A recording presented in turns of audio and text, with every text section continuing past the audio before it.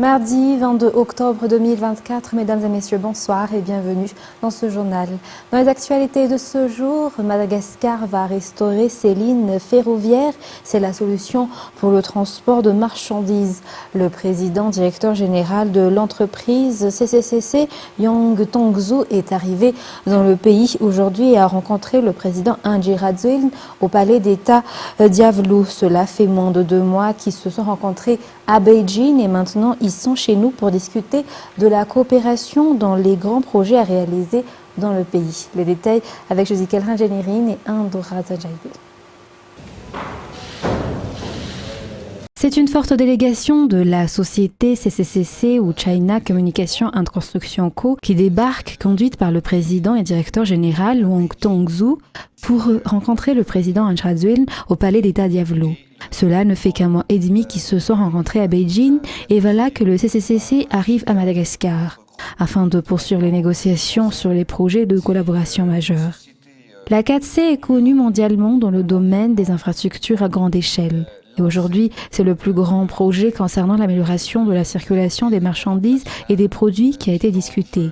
Il est important de restaurer les lignes ferroviaires reliant Antananarivo et Thomasin, ainsi que la route du Soleil reliant toute la partie est de la Grande Île. Pour accélérer le développement de notre pays, nous avons plusieurs projets dans le domaine de la construction routière et principalement en ce qui concerne la route du Soleil qui longera la côte est de Madagascar et qui reliera le sud vers le nord du pays.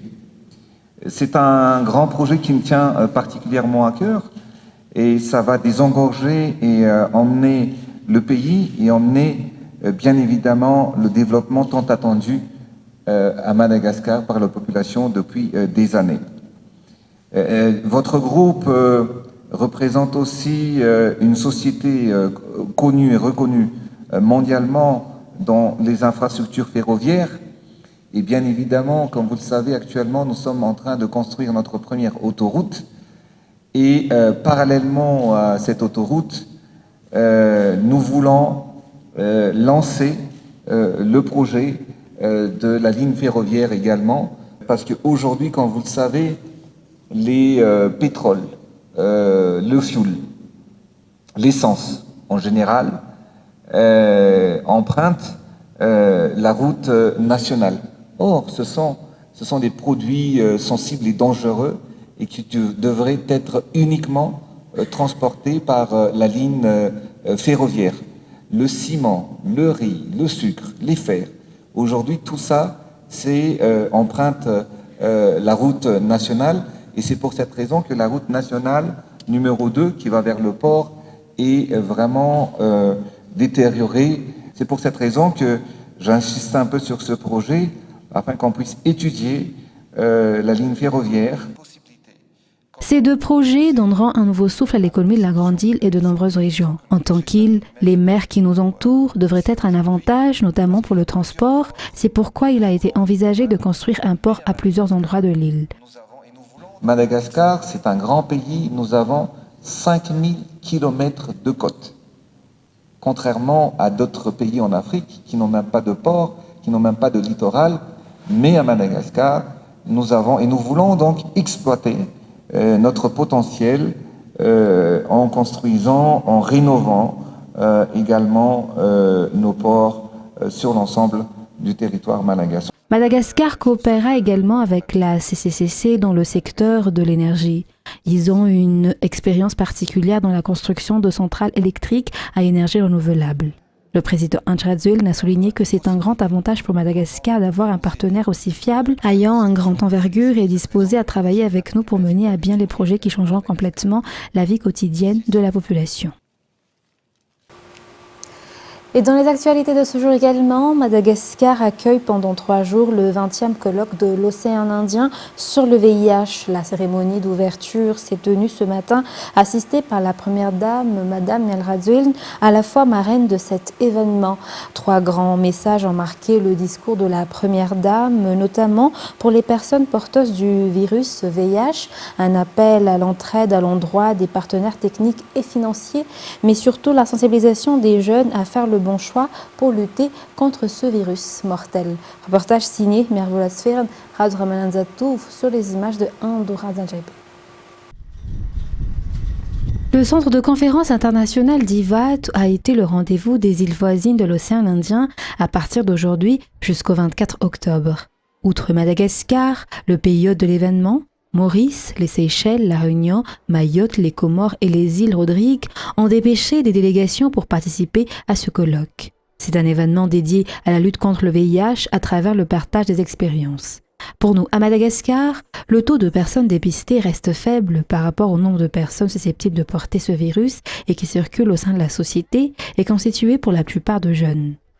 Dans la politique de l'État malagasy, la lutte contre le VIH est l'une des priorités majeures de l'État malagasy, même à travers le ministère de la Santé publique. Nous avons pris des mesures concrètes pour transformer cet engagement en actions tangibles et nous savons que le chemin vers une lutte efficace contre le VIH nécessite plus qu'une volonté politique, il exige une action collective, déterminée et inclusive. Nous remercions son Excellence Madame Mialradzuel, Première Dame de Madagascar, d'avoir bien voulu accepter d'être présente parmi nous et être la marraine de cette activité. Madame la Première Dame, je tiens à vous remercier et à exprimer notre profonde gratitude et reconnaissance pour votre engagement indéfectible en faveur de cette cause. Votre leadership incarne l'esprit de résilience et d'espoir qui anime notre lutte. Ce colloque rassemble des leaders politiques, des experts internationaux, des professionnels de santé, des membres de la société civile, des partenaires régionaux, des représentants des citoyens, notamment les jeunes, qui constituent une part importante de la cible de nos actions, mais surtout des créateurs de solutions. Ensemble, nous allons explorer les solutions aux défis pressants qui se présentent contre nous. Et on va rencontrer ici, on espère tous qu'on va présenter des solutions innovantes dans la lutte contre le VIH après ce colloque. Si le virus du VIH n'est pas pris en charge à temps, il peut se transformer en sida. Néanmoins, cette maladie n'est pas mortelle si la personne porteuse est prise en charge à temps. Outre la sensibilisation à l'utilisation des préservatifs, le dépistage est aussi un moyen de traiter à temps le VIH. Ainsi, la Première Dame a sensibilisé tout un chacun, car on a tous des responsabilités qui nous incombent. La Première Dame a particulièrement souligné la discussion concernant la santé reproductive et l'ouverture d'esprit, mais aussi de se libérer des diverses formes de discrimination et des fausses idées concernant les personnes qui portent le virus. Les chiffres à Madagascar sont alarmants.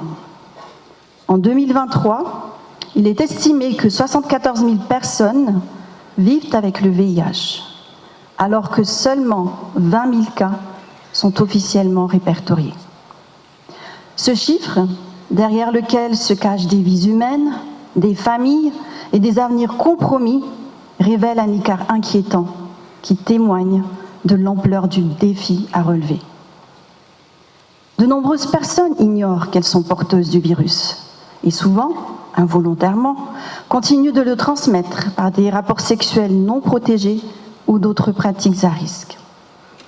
Cette situation exige que nous intensifions nos efforts de dépistage.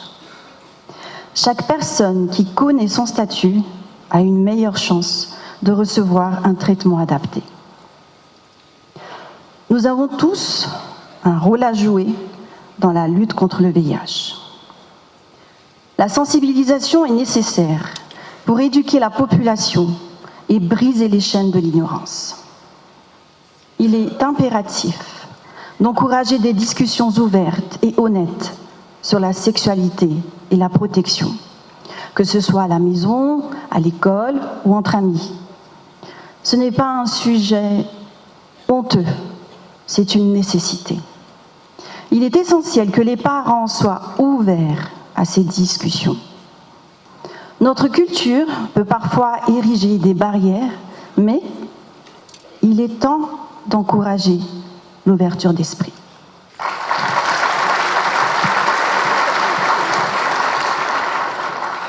Les écoles doivent devenir des lieux où l'éducation sexuelle est enseignée sans réserve, pour permettre aux jeunes d'accéder à l'information dont ils ont besoin afin de faire des choix éclairés. Les associations de sensibilisation jouent un rôle clé dans ce processus. Elles doivent être soutenues. En mettant nos ressources en commun, nous pouvons créer un environnement où chacun se sent en sécurité pour parler librement. Le VIH ne se transmet pas par un simple contact physique. Pourtant, la peur et l'ignorance alimentent encore la stigmatisation, rendant la vie des personnes vivant avec le VIH encore plus difficile. Nous devons combattre ces idées reçues en éduquant nos concitoyens. La première dame, Miel Radziwiłł, s'est tournée particulièrement vers les personnes porteuses du virus et a appelé à la collaboration et à l'entraide des partenaires techniques et financiers, que ce soit au niveau des dépistages, des traitements, mais aussi des infrastructures, afin que ces personnes porteuses puissent être soignées correctement. Je tiens à adresser un message de réconfort à toutes les personnes vivant avec le VIH. Vous n'êtes pas seuls dans cette lutte. Ce colloque est pensé pour vous et votre présence est fondamentale pour briser les stéréotypes entourant cette maladie. En partageant votre expérience, vous montrez un courage qui peut inspirer d'autres à s'exprimer et à se faire dépister et à rechercher un traitement. Ensemble, nous pouvons bâtir un environnement où chacun se sent soutenu, respecté et valorisé. Chers partenaires techniques et financiers, je tiens à vous exprimer ma profonde gratitude. Votre soutien est d'une importance capitale dans notre lutte collective contre le VIH.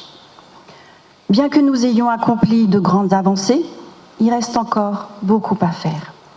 Imaginez un instant le nombre de vies que nous pouvons transformer ensemble.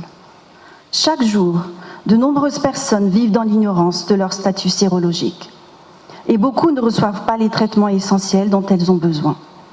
Nous avons une opportunité précieuse de renverser cette situation. En unissant nos forces, nous pouvons renforcer les infrastructures de santé, améliorer les services de dépistage et garantir que chaque personne ait la possibilité de connaître son statut et de recevoir le traitement nécessaire. Ainsi, votre engagement ne se limite pas à des ressources financières, car il s'agit de créer un mouvement durable pour la santé publique. Investir dans cette lutte, c'est investir dans un avenir meilleur pour tous. En combinant nos efforts, nous pouvons faire en sorte que chaque vie compte et que chacun puisse vivre sans la peur du VIH. La première dame, et mère de tous les Malagasy, s'est aussi tournée vers les jeunes, leur invitant à faire le bon choix en matière de santé reproductive pour garantir un avenir meilleur, mais surtout de savoir dire non et surtout de ne pas se laisser emporter dans les spirales des réseaux sociaux.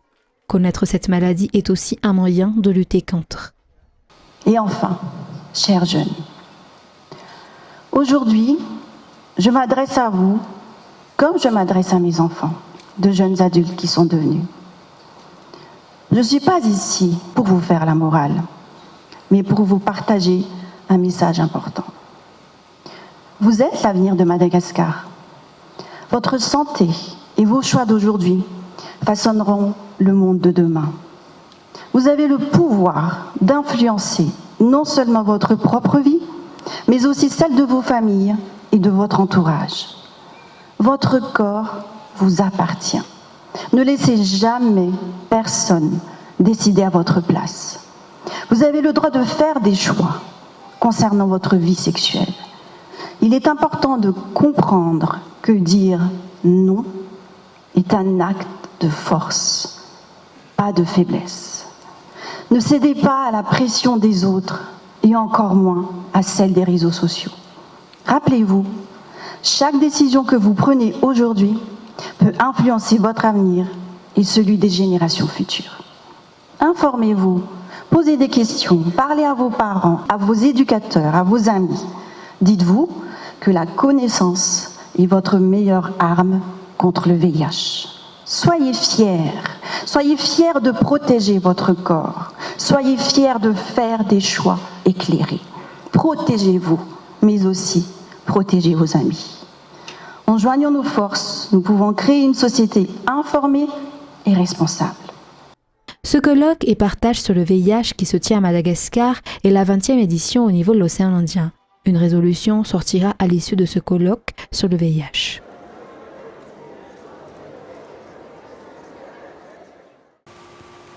Et toujours dans ce sens, pour Madagascar, la prise en charge médicale des personnes porteuses du VIH et les médicaments sont gratuits. Le VIH peut être traité avec succès s'il est détecté et traité à temps. Le VIH est une maladie comme une autre et il n'y a pas de quoi avoir honte. De nombreuses personnes pensent encore que le VIH est une maladie honteuse, ce qui fait que ceux qui sont porteurs de ce virus continuent d'être stigmatisés. Reportage signé Miarvulasfer, Radramanazatou, Vendaranjansu. Il y a encore des jeunes qui ne savent pas ce qu'est réellement le VIH. Cette ignorance est cependant la raison pour laquelle le nombre de dépistages est faible, ce qui peut rendre le traitement difficile et entraîner des complications. Si le VIH n'est pas traité, il peut conduire au sida, raison pour lesquelles les animateurs mènent des différentes campagnes sur le terrain. En raison des rumeurs et des idées fausses sur cette maladie, les personnes porteuses du virus sont stigmatisées. Mais lorsque celles qui sont porteuses du virus reçoivent un traitement et des médicaments, ils peuvent continuer à vivre comme tout le monde. L'un des témoins est une femme porteuse du virus, mais qui a choisi de tomber enceinte maintenant. Pour nous, à Madagascar, la prise en charge des personnes atteintes du virus et des ARV ou antirétroviraux est gratuite. De nombreuses organisations de la société civile participent à des campagnes, informent et prennent des mesures contre le virus VIH. Le chemin est encore lent car les citoyens sont encore réticents à se faire dépister. Madame Yalrazuel, première dame de la République, présidente de l'association FITI, mène un combat acharné pour la santé des mères, des enfants, des femmes et des personnes vulnérables. Outre l'événement October Rose, qui a permis les dépistages du cancer du sein et du col de l'utérus, il existe également un projet de l'association FITI pour réaliser un test du VIH qui contribuera à la lutte contre cette maladie. Le dépistage et l'utilisation de préservatifs constituent l'un des moyens les plus efficaces de protéger et de prévenir cette maladie.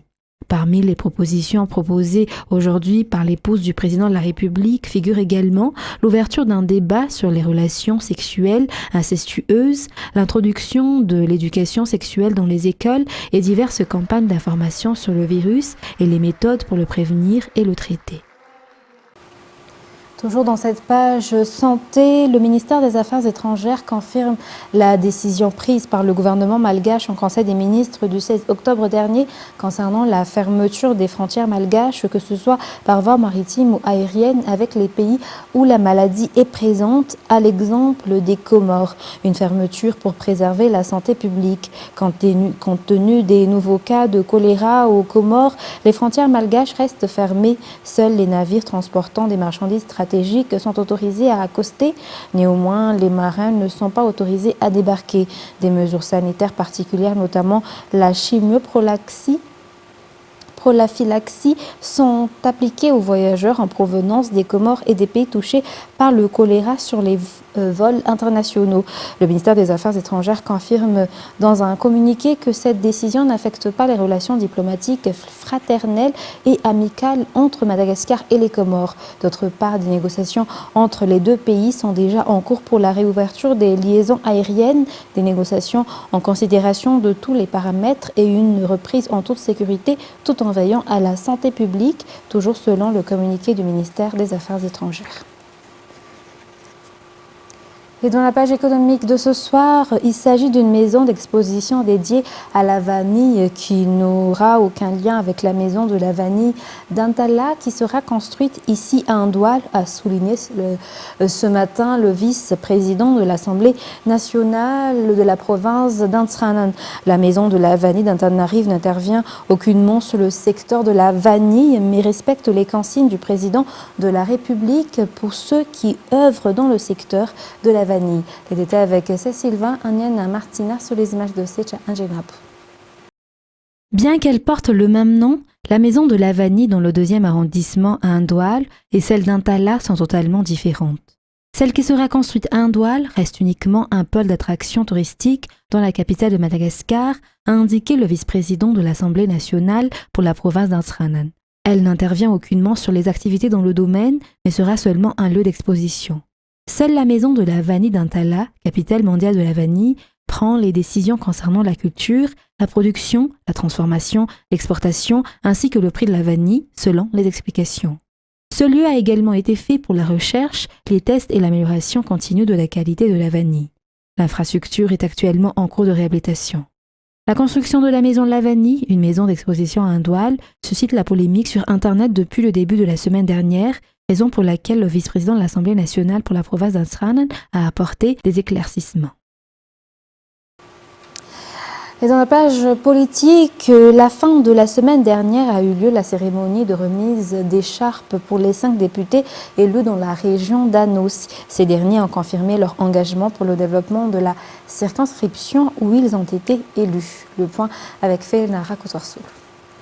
Dimanche a eu lieu l'investiture des 5 députés élus dans la région Anos, une cérémonie à laquelle ont assisté le président de l'Assemblée nationale, les députés, de nombreux dignitaires et fonctionnaires des 29 communes qui composent le district de Tolagnar. Ces députés ont également reçu officiellement leur écharpe. Les réalisations continueront, a déclaré le député élu dans la circonscription de Tolagnar. Ce dernier a offert 100 sacs de riz pour les communes qui composent la région de Tolagnar pour montrer sa reconnaissance à ses électeurs. Toujours dans cette page sociale, parlant éducation, le niveau des connaissances des élèves en lecture est en baisse actuellement selon les instituteurs. Les élèves ne sont pas attirés par la lecture, mais sont de plus en plus inclins à l'utilisation des réseaux sociaux. Ainsi, les établissements scolaires doivent augmenter le nombre des heures de lecture pour améliorer les connaissances de ces élèves. Reportage signé Fandessena Mireille et Yves Janel.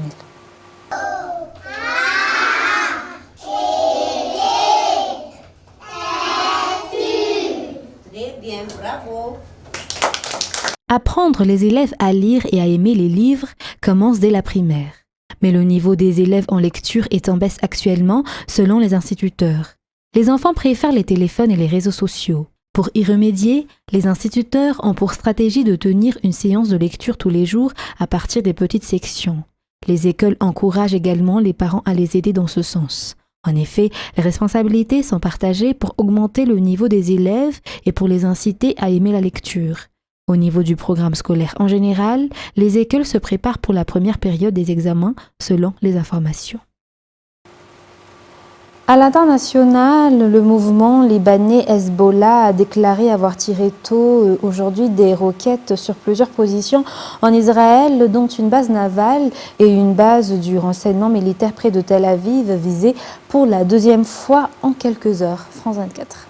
Il était 7h46 ce matin lorsque les sirènes ont retenti à Tel Aviv à cause du risque de roquettes. On a vu des traînées dans le ciel, c'est ce qu'on voit sur plusieurs vidéos. L'armée israélienne dit que 5 roquettes ont visé le centre d'Israël, 10 autres ont visé le nord. Il n'y a pas de victimes, dit l'armée israélienne, même s'il y a un blessé dans le nord du pays après la chute d'un des débris. Le Hezbollah revendique cette salve de roquettes. Elle dit avoir visé plusieurs positions militaires, dont le siège de l'unité 8200 à Tel Aviv.